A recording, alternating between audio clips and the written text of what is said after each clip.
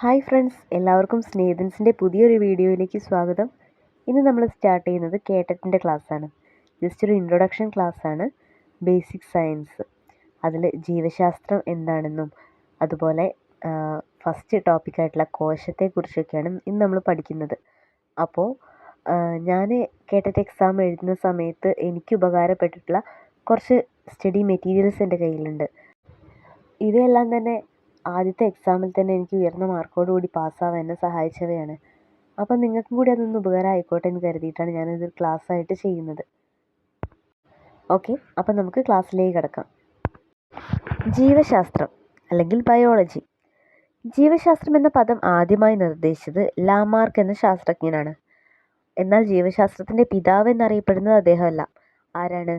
അരിസ്റ്റോട്ടിലാണ്. ജീവശാസ്ത്രത്തിൻ്റെ പിതാവ് എന്നറിയപ്പെടുന്നത് അരിസ്റ്റോട്ടിലാണ്. ഈ അരിസ്റ്റോട്ടിൽ തന്നെയാണ് ജന്തുശാസ്ത്രത്തിൻ്റെ പിതാവെന്നും അറിയപ്പെടുന്നത്. മാറിപ്പോകരുത്. ജീവശാസ്ത്രം എന്ന പദം നിർദ്ദേശിച്ചത് ലാമാർക്ക് എന്ന ശാസ്ത്രജ്ഞനും ജീവശാസ്ത്രത്തിൻ്റെ പിതാവ് എന്നറിയപ്പെടുന്നത് അരിസ്റ്റോട്ടിലുമാണ്. ഓക്കെ, സസ്യശാസ്ത്രത്തിൻ്റെ പിതാവ് എന്നറിയപ്പെടുന്നത് തിയോഫ്രാസ്റ്റസ് ആണ്. ജന്തുശാസ്ത്രത്തിൻ്റെ പിതാവ് അരിസ്റ്റോട്ടിലും സസ്യശാസ്ത്രത്തിൻ്റെ പിതാവ് തിയോഫ്രാസ്റ്റസും. ആദ്യമായി ജീവികളെ വർഗീകരിച്ചത് കാൾ ലിനേഴ്സാണ്. ആരാണ് ആദ്യമായിട്ട് ജീവികളെ വർഗീകരിച്ചത്? കാൾ ലിനേഴ്സാണ്. അതുകൊണ്ട് തന്നെ അദ്ദേഹത്തെ വർഗീകരണ ശാസ്ത്രത്തിൻ്റെ പിതാവെന്നും അറിയപ്പെടുന്നുണ്ട്. ഓക്കെ, ഇവരുടെ പേരുകൾ ഞാൻ ഹൈലൈറ്റ് ചെയ്ത് കൊടുത്തത് നിങ്ങൾക്ക് പെട്ടെന്ന് മനസ്സിലാകാൻ വേണ്ടിയിട്ടാട്ടോ. അതൊക്കെ ഇമ്പോർട്ടൻ്റ് ആണ്. ജീവികൾക്ക് 5 സാമ്രാജ്യം, അതായത് 5 കിങ്ഡം വർഗീകരണം നടത്തിയത് ആർച്ച് വിറ്റാക്കറാണ് 1969 ജീവികളെ വർഗീകരിച്ചത്. ജീവികളെ ആദ്യമായി വർഗീകരിച്ചത് കാൾ ലിനേഴ്സാണ് കേട്ടോ.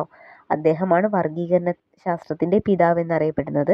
എന്നാൽ ജീവികൾക്ക് 5 കിങ്ഡം വർഗീകരണം, അത് 5 സാമ്രാജ്യം എന്ന ആ 5 കിങ്ഡം നൽകിയത് ആരാണ്? ആർച്ച് വിറ്റാക്കറാണ്. ജീവികളെ മൊറീന, പ്രോട്ടിസ്റ്റ, പൂപ്പൽ, സസ്യങ്ങൾ, ജന്തുക്കൾ എന്നിങ്ങനെയാണ് അദ്ദേഹം 5ആയിട്ട് തരംതിരിച്ചത്.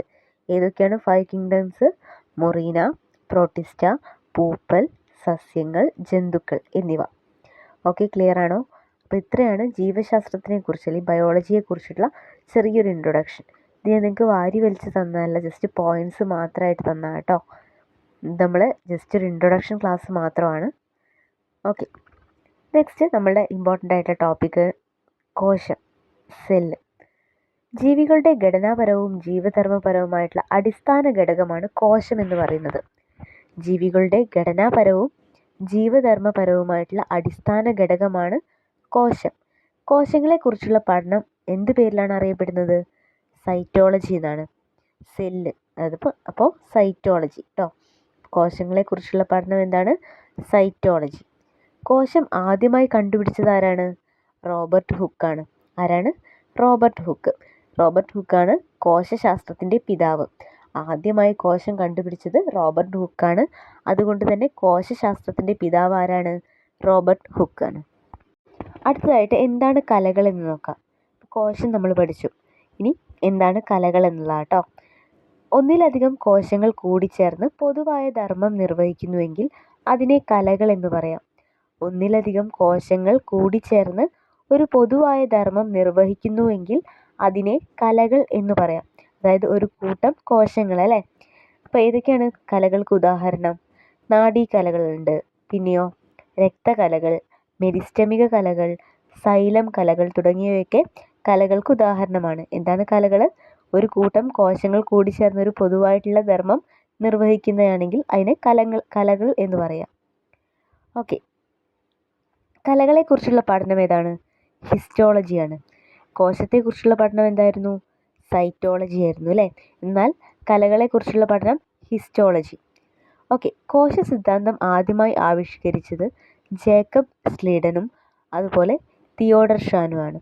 ഓക്കെ, ആരൊക്കെയാണ് കോശ സിദ്ധാന്തം ആവിഷ്കരിച്ച ശാസ്ത്രജ്ഞർ? ആരൊക്കെയാണ്? ജേക്കബ് സ്ലീഡനും അതുപോലെ തിയോഡർ ഷാനും. ജേക്കബ് സ്ലീഡൻ സസ്യകോശമാണ് കണ്ടുപിടിച്ചിട്ടുള്ളത്. തിയോഡർ ഷാൻ ജന്തുകോശവും. ഓക്കെ, അപ്പോൾ എന്താണ് കോശ സിദ്ധാന്തം എന്ന് നോക്കാം. Cell theory. അതിലൊന്നാമതായി പറയുന്നത് എല്ലാ ജീവികളും ഒന്നോ അതിലധികമോ കോശങ്ങൾ കൊണ്ട് നിർമ്മിക്കപ്പെട്ടിരിക്കുന്നു. അപ്പം നമുക്കറിയാം അല്ലേ, നമ്മുടെ ശരീരവും കോശങ്ങൾ കൊണ്ട് നിർമ്മിക്കപ്പെട്ടാണ് നമുക്കറിയാം. അപ്പോൾ എല്ലാ ജീവികളും ഒന്നോ അതിലധികമോ കോശങ്ങൾ കൊണ്ട് നിർമ്മിക്കപ്പെട്ടിട്ടുള്ളതാണ്. ജീവൻ്റെ അടിസ്ഥാന ഘടകം എന്ന് പറയുന്നത് കോശമാണ്. അപ്പോൾ ജീവൻ്റെ അടിസ്ഥാന ഘടകം എന്ന് പറയുന്നത് എന്താണ്? കോശമാണ് അല്ലേ? ഓക്കെ, അടുത്തത് കോശ സിദ്ധാന്തം പരിഷ്കരിച്ചത് റുഡോൾഫ് വിർഷോ ആണ്. കോശ സിദ്ധാന്തം ആവിഷ്കരിച്ചത് ജേക്കബ് ഷ്ലീഡനും തിയോഡർ ഷാനും ആണെങ്കിലും അതൊന്നുകൂടി പരിഷ്കരിച്ചത് ആരാണ്? Rudolf Virchow. ഒരു കോശം മുമ്പുണ്ടായിരുന്ന കോശത്തിൽ നിന്ന് മാത്രമേ ഉത്ഭവിക്കുകയുള്ളൂ. പുതുതായിട്ടൊരു കോശം ഉണ്ടാവുകയാണെങ്കിൽ അത് ഉണ്ടായിട്ടുണ്ടായിരുന്ന ഒരു കോശത്തിൽ നിന്ന് മാത്രമേ അത് പുതുതായിട്ടൊന്ന് ഉണ്ടാവുകയുള്ളൂ. ഓക്കെ, സസ്യശരീരം കോശങ്ങളാൽ നിർമ്മിതമാണെന്ന് കണ്ടെത്തിയത് ആരാണ്? MJ Schleiden. അതുപോലെ ജന്തുശരീരം കോശങ്ങളാൽ നിർമ്മിതമാണെന്ന് കണ്ടെത്തിയത് ആരാണ്? തിയോഡർ ഷാൻ. ഓക്കെ, നമ്മൾ നേരത്തെ പറഞ്ഞു അല്ലേ? അപ്പോൾ കോശ സിദ്ധാന്തം ഒന്നും കൂടി പറയാം. എല്ലാ ജീവികളും ഒന്നോ അതിലധികമോ കോശങ്ങൾ കൊണ്ട് നിർമ്മിക്കപ്പെട്ടിരിക്കുന്നു. പിന്നെയോ ജീവൻ്റെ അടിസ്ഥാന ഘടകം കോശമാണ്. ഒരു കോശം മുമ്പുണ്ടായിരുന്ന കോശത്തിൽ നിന്ന് മാത്രമേ ഉത്ഭവിക്കുകയുള്ളൂ. ഇതാണ് കോശ സിദ്ധാന്തം എന്ന് പറയുന്നത്. കോശ സിദ്ധാന്തം പരിഷ്കരിച്ചത് ആരാണ്? Rudolf Virchow. ഓക്കെ, കോശത്തിനകത്ത് വ്യത്യസ്ത തരം കോശാംഗങ്ങളുണ്ട്. ഏതൊക്കെയാണ്? കോശമർമ്മം, ന്യൂക്ലിയസ്, പിന്നെയോ മൈറ്റോകോൺട്രിയ, ഗോൾജി കോംപ്ലക്സ്, ലൈസോസോം. ഇതൊക്കെ ഒരു കോശത്തിനുള്ളിലുള്ള കോശാംഗങ്ങളാണ്. കോശാംഗങ്ങൾ ഏതൊക്കെയാണ്? ഒന്നുകൂടെ: മൈറ്റോകോൺട്രിയ, ലൈസോസോം, ന്യൂക്ലിയസ്, അന്തർദ്രവ്യജാലിക, ഗോൾഗി കോംപ്ലക്സ്, ക്ലോറോപ്ലാസ്റ്റ്. ഇതൊക്കെ കോശാംഗങ്ങളാണ് അല്ലേ?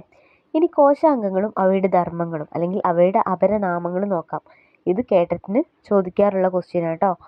അപ്പോൾ കോശത്തിലെ പവർ ഹൗസ് എന്ന് അറിയപ്പെടുന്നത് ഏത് കോശാംഗമാണ്, അല്ലെങ്കിൽ ആത്മഹത്യാ സഞ്ചികൾ എന്നറിയപ്പെടുന്നത് ഏതാണെന്നൊക്കെ സ്ഥിരം ചോദിക്കാറുള്ള ക്വസ്റ്റ്യൻ ആണ്. ഇതൊന്ന് ഇമ്പോർട്ടൻ്റ് ആയിട്ട് നോട്ട് ചെയ്ത് വെക്കുക. Okay, കോശാംഗം mitochondria. മൈറ്റോകോൺട്രിയ അറിയപ്പെടുന്നത് കോശത്തിലെ പവർ ഹൗസ് എന്നാണ്. അതായത് കോശത്തിന് വേണ്ടിയിട്ടുള്ള പവർ എത്തിച്ചു കൊടുക്കുന്ന അല്ലെങ്കിൽ എനർജി എത്തിച്ചു കൊടുക്കുന്ന ആരാണ്? മൈറ്റോകോൺട്രിയ ആണ് അല്ലേ? Next lysosome. ലൈസോസോം അറിയപ്പെടുന്നത് ആത്മഹത്യാ സഞ്ചികൾ എന്നാണ്. കോശത്തിനുള്ളിലെ ആത്മഹത്യാ സഞ്ചികൾ എന്ന്. നെക്സ്റ്റ് ന്യൂക്ലിയസ്, മർമ്മം, കോശമർമ്മം. കോശമർമ്മം അറിയപ്പെടുന്നത് കോശമസ്തിഷ്കം എന്നാണ്. അതായത് ന്യൂക്ലിയസിൻ്റെ എല്ലാ പ്രവർത്തനങ്ങളും കൺട്രോൾ ചെയ്യുന്നത് ആരാണ്? ന്യൂക്ലിയസ് ആണ് അല്ലേ? ഓക്കെ, അന്തർദ്രവ്യജാലിക, കോശ അസ്ഥികൂടം. അതായത് കോശത്തെ പൊതിഞ്ഞു സൂക്ഷിക്കുന്ന എന്താണ്? അന്തർദ്രവ്യജാലികയാണ്. കോശ അസ്ഥികൂടം എന്നാണ് അറിയപ്പെടുന്നത്. അടുത്തത് ഗോൾഗി കോംപ്ലക്സ്. കോശത്തിലെ ട്രാഫിക് പോലീസ്. അത് കോശത്തിനുള്ളിലെ എന്തൊക്കെ കാര്യങ്ങൾ നടത്താനുള്ള അത് നിയന്ത്രിക്കുന്ന ആരാണ്? ട്രാഫിക് പോലീസ് ആരാണ്? ഗോൾഗി കോംപ്ലക്സ് ആണ്. നെക്സ്റ്റ് ക്ലോറോപ്ലാസ്റ്റ്, കോശത്തിലെ അടുക്കള എന്നറിയപ്പെടുന്നത്. ഒന്നുകൂടെ: മൈറ്റോകോൺട്രിയ അറിയപ്പെടുന്ന പേരെന്താണ്? പവർ ഹൗസ് അല്ലേ? കോശത്തിലെ പവർ ഹൗസ്. ലൈസോസോം ആത്മഹത്യ സഞ്ചികൾ, മർമ്മം അല്ലെങ്കിൽ ന്യൂക്ലിയസ് കോശ മസ്തിഷ്കം, അന്തർദ്രവ്യജാലിക കോശ അസ്ഥികൂടം, ഗോൾഗി കോംപ്ലക്സ് കോശത്തിലെ ട്രാഫിക് പോലീസ്, ക്ലോറോപ്ലാസ്റ്റ് കോശത്തിലെ അടുക്കള.